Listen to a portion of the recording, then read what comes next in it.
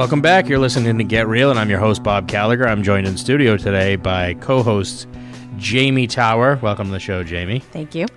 And a special guest joining us in studio today, Jorge Sariego. Did I get that right? You got that right. How Thank about you, that? Bob. Boston One Realty Group in Beacon Hill and Hyde Park. And George has come in today to kind of share his background on real estate and what's going on with the market. Why don't we talk really quickly about areas you cover, George? So normally we all covered the Metro Boston area, Metro West also, and we're starting to look into going down to the Cape. Really? Yes. So basically Eastern Massachusetts. Correct. So we're mostly looking an hour radius from our main office in Beacon Hill. Nice. So with or without traffic, because that changes a little. probably without traffic. Yeah, I would imagine with traffic you wouldn't get 5 miles outside the city. Yeah, not at all. It takes me 20 minutes from 4 miles away from my house. Yeah, that's rough. I remember those days when I lived on the North Shore. But if you need to get into Boston, it's probably a lot nicer than the rest of us who would probably take an hour and a half to 2 hours to get in. So let's talk about how you got started in real estate, George. So I started construction back in 2005 with my father. And 10 years later, I decided time to change career. Yeah. I'm still in construction. Yeah. Mostly part-time. Yeah. But I'm a full-time real estate broker. Yes. It's one of the best investment I ever did. Right. And you're the principal of the brokerage, right? Correct. I am the principal of the brokerage. Excellent. And we have 3 agents under me. Excellent. And they're just as hardworking as I am. Excellent. Yeah, you got a good group of people out there. Talking a little bit about your construction background, there's a lot of people that we see. It seems like everybody would love to get new construction, but it's awfully tough, to come by these days. It is tough. It's tough, and builders want top dollars for new construction nowadays. Yeah, you're paying over market if you want new construction. You're paying a premium. Definitely. Yeah, and if, there's a lot of people out there that are looking at, older, less up-to-date houses, especially first-time buyers, when you're going inside, I used to say inside 128, but it seems like even west of 495, it's pretty much the same thing. It's pretty much everywhere. Yeah, whatever you're getting as a first-time buyer is not in great shape. Yeah, no, not at all. Yeah. You could buy a house, you have to put at least a new kitchen, bathroom, mandatory. Right. A nice fresh coat of paint. Right. And we do specialize here at Ross Mortgage. We do a lot of renovation loans. So if you're looking to buy a house that is probably going to need some work, it's really good to get into a renovation loan. But the issue becomes trying to find a reliable contractor. I mean, because they're all so busy, it's hard to get anybody to show up these days. That is very true. We, for example, my father still manages the construction side of the business, and we are probably a month away for our next client. Wow. And there's people that actually wait that time just because it's hard to get contractors. Yeah.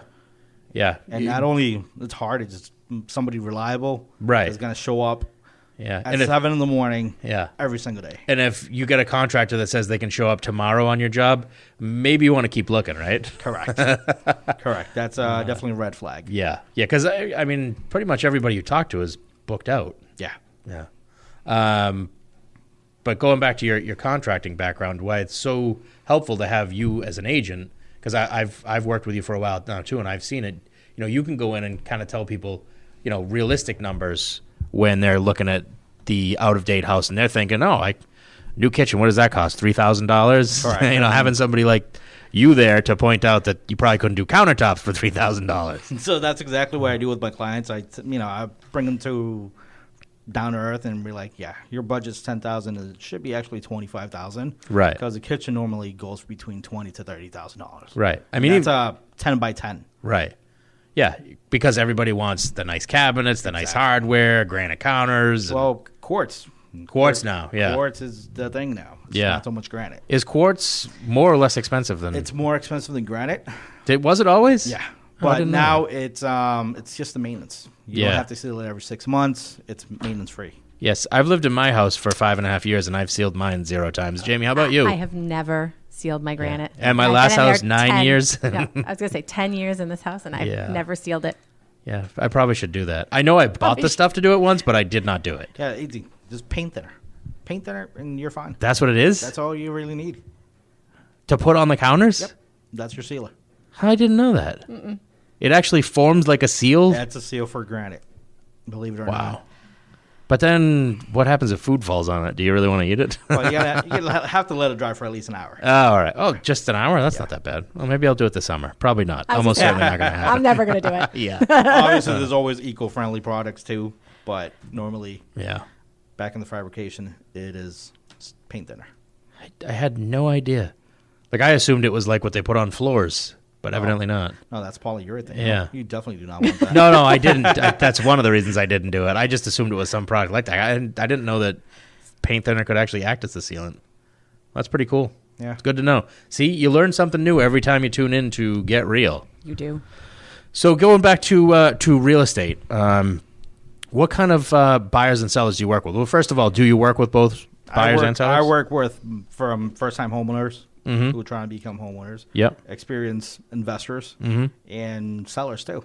Sellers is my priority. I'm more of a seller's agent. Yeah. And my agents that work in the office, I tend to always give them my leads for the buyers. Right. When I'm just too occupied.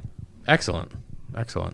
And going back to what's going on in Boston, I mean, we always hear the same thing here on the show, that inventory is a problem. I'm imagining that it's probably worse for you guys in the city. It is. It Yeah. is. It's pretty low. Right So- now, we have around like 76 houses as a single family in Boston that's available. And sellers are just not selling anytime soon. Yeah. They're waiting for the specific spring market, which serious buyers are looking in the winter. Yeah, serious buyers have been looking since last year, really, a lot of That them. is correct. So what do you kind of get a sense of? You must talk to people all the time that are thinking about selling. Do you get a sense of what it is that's holding them back from pulling the trigger? It's timing. Yeah. That's timing. For example, yesterday I had an appointment over at Jamaica Plain.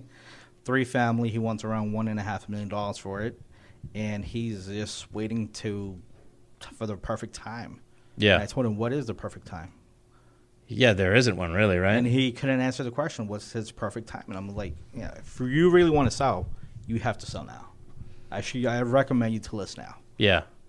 Well, yeah, unless you could go back in time and list a month and a half ago, which would have been good too, It would right? have been better. Yeah. Yeah. What I don't get with a lot of people is they don't realize that, you wait till the spring when everybody else lists, you just have more competition, right? You have more competition, and you get a lot of overbids. Right. Everybody's overbidding asking price. Right. And then you probably have an issue when it comes time to get the house appraised. Correct. And yeah, it's kind of nuts. How do you prep your buyers? Or how does your team prep buyers? So we normally give them, obviously we bring them to Ross Mortgage for pre-approvals. Excellent. We appreciate that. And then we just basically sit down one-on-one with them, tell them the process from start to beginning. And we basically hold their hand throughout the whole process. Nice.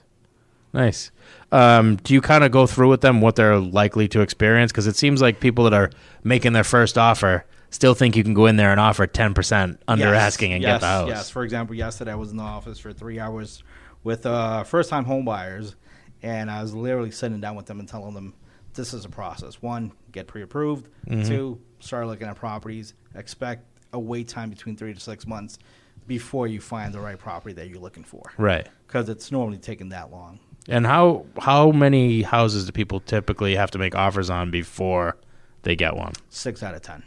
Yeah. That's what I've experienced for the past 6 months. 6 out of 10. Wow. So it's not going to be buying the first house you fall in love with. At least for me, it's not happening. Yeah. And, I don't want to pin you down to any kind of exact statistic, but I'm guessing that the people that are getting houses, it's later in that 6 to 10 range and most likely over asking price. I'm Correct. guessing, That is correct. It seems like everybody that makes an offer, like the first couple, it takes them at least a few before they realize you're not getting a discount on the property. And then when you go in at asking, you're also not getting the property. That is correct. But then again, you could be lucky, like our last client, as you know, you did the loan for her. Yes. Asking price was Way high from what she bought. Yeah, she got like basically 25% under market, right? Correct. Although we should probably mention that house was also on the market for a bit. Yeah, almost a year. Yeah. So I mean, it was a good bet that there was a little extra fudge factor on the list price, but still, to get the discount she got, I mean, she was thrilled with the work you guys did. Oh, for her. of course. Yeah. She was ecstatic. Well, who wouldn't be? I mean, you get 20% off in this market. That's a hell of a deal. And appraised much higher than what she bought it for. It did, yeah. Yeah, she struck it right there. But we probably should also mention that's, that's kind of the exception that proves the rule. It's not necessarily what you're going to run into. That is correct. It just from what we see, sort of on an anecdotal basis, is that, most, not all, but most houses that go under agreement are going under agreement over asking. Oh, yeah, above asking, for sure. Yeah. And obviously it's not usually, you're not seeing 50, 70, 80,000 over asking, as you work your way west. But, even in Central Mass, you're not going in at asking price and getting the house. It just isn't happening. Yeah, you're competing with 10 to 30 other people that want the house too. Yeah, we had a listing here in Milford, and list price was $250,000, sold for $265,000. Yeah. And I was completely shocked about it. Yeah. Because I honestly thought it was going to go for like $240,000. Yeah, and it didn't happen. Yeah, even when it seems like the house should be discounted a bit. Correct. There's just so many people that want the house, and then you have the people that have made 5, 6, 7, 10 offers and haven't gotten the house, so they get to the point where they're like, okay, I'm just going to give you all the money I possibly can, and if I don't get the house, at least I don't have to feel bad about it, because you literally were taking it all. That is true. That is very true. Yeah, and there's a lot of those people out there. I mean, it can be daunting. Yeah, it is. It is. It's extremely stressful for a first-time home buyer. Yes. Very stressful, and they get disappointed pretty quick. Which is why you need a team of experienced agents on your side. Because if you go in there with somebody that's only done this 1 or 2 times, that doesn't do it full time and isn't necessarily available when you need them, you can miss out on a lot of houses. Oh, yeah, for sure. Yeah. And they just sometimes be like, enough, I'm done. Yeah. I keep renting. Yeah. I'd rather rent. Yeah. Until the next year comes and your rent goes up again. Exactly. It's also good to set expectations ahead of time as to what you're going to expect as a first-time home buyer. Yes, absolutely. And then what about rents inside the city? I mean, rents is a different totally market. Yeah. It's unbelievable. You're crazy high. Inside the city, your studio for $2,000. A studio for $2,000. And that's on the lower end. Ugh. If you're looking sitting like in the South End, Back Bay, you're probably looking around $2,300, $2,400 for a studio. They're building. I read about something. I think last year, micro lofts or something like that. I believe they got approved for micro loft over the North End. And that's like literally one of those houses where it's basically a bedroom and a room big enough to have a bed and a stove in, right? Correct. You're looking around like 400 square feet or less. Which is, that's small in a studio. Correct. Yeah. I think some of them, I thought I saw something about one maybe going in the Seaport that was going to be like 225 square feet a unit. Yeah, I believe I don't even know how you had a bathroom and a bed in there. Yeah, it's unbelievable. That's definitely something to see when it's completed. Yeah. See from a distance. I wouldn't necessarily want to live in that. No, definitely not. Yeah. Although I guess if you're a young kid coming out of college and you need to live in the city. That makes sense. Then you don't really, you're probably not getting anything much smaller than what you had as a student in a dormitory. That is very true. Yeah. But still, usually when you get out of the dormitory, you think you're going to actually have a teeny bit of space. I'm not sure the micro loft is for me. Yeah, not for me either. Less to maintain. That's true. It is much less to maintain. Although when I was getting out of college, maintenance wasn't my main concern. Right. Although if you're living in 200 square feet, I guess you're going to have to keep it clean. Yeah, you have no choice, I believe. Yeah. So we also want to talk about a project that you have coming up, condos in Dorchester. What is it, 5 of them? There's 5 brand new condos it should be wrapping up in the next 45 days. Yeah. So sometime in April? Yeah, I want to say mid-April to end April. Yeah. Yeah, and I've been to the building a couple of times with you. It's the guy that's developing it has done a heck of a job. It's totally amazing. Yeah. For what it used to be a 2-family converted to 5 units, it's yeah. He barely kept any of the original building, right? He added a whole nother floor and yep, he added another floor and with the roof decks. So you got 2 roof decks, one for the 5th unit and one for the 4th unit. And some of the units even have garage parking under, right? 4 out of the 5 have 1-car garage. Yeah.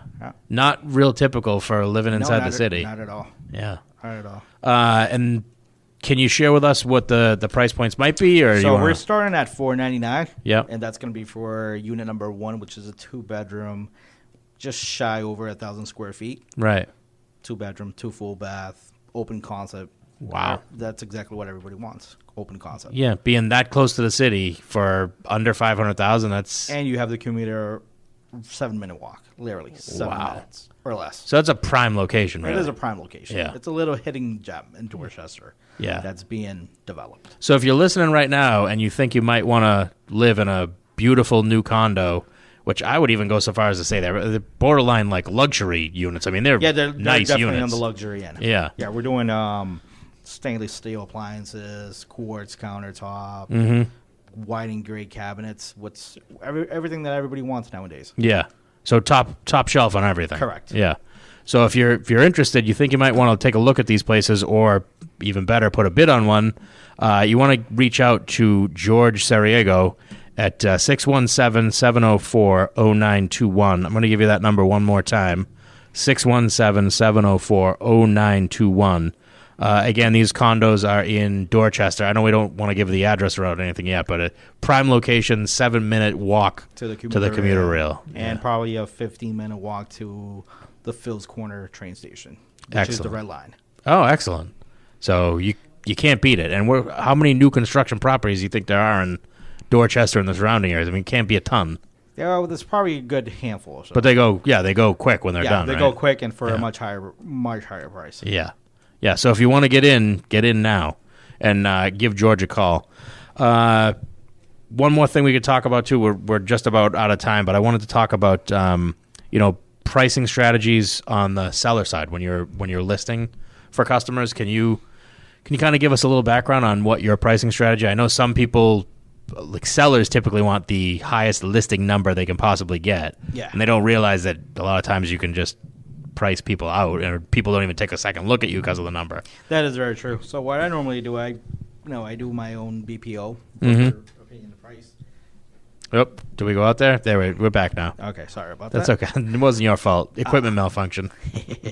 So I give them the best price I can, and then I always tell them, we have to be realistic. If you want a property to sell, you're looking for $700,000, and all the surrounding houses have sold for $650,000. Let's be right in between 600 and 650, 625. Yeah. 90% of the time they don't agree with me, and I don't get the listing. Yeah. But when it's on the market, setting for over 45 days, they call me back. Yeah, you were right. Let's actually go with your opinion. Can you list a price for me? Yeah.